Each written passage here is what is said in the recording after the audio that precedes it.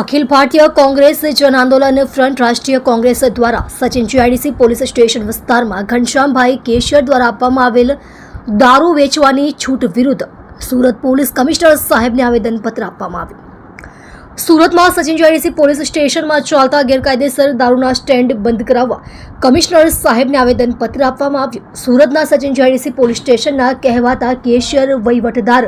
ઘનશ્યામભાઈ દ્વારા આપવામાં આવેલ ગેરકાયદેસર દેશી વિદેશી દારૂનું દૂષણ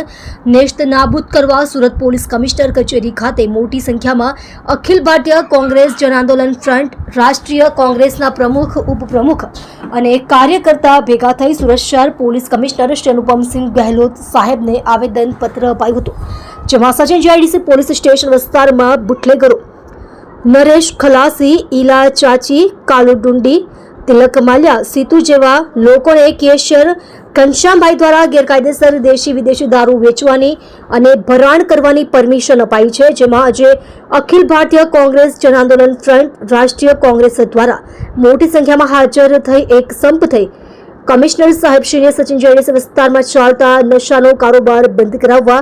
અને કેશિયર ઘનશ્યામભાઈને સસ્પેન્ડ કરાવવા આવેદનપત્ર આપવામાં આવ્યું હતું। તમે જોઈ રહ્યા છો ગુજરાત સમ્રાટ news channel, chief editor Bhavesh પાટીલની સાથે।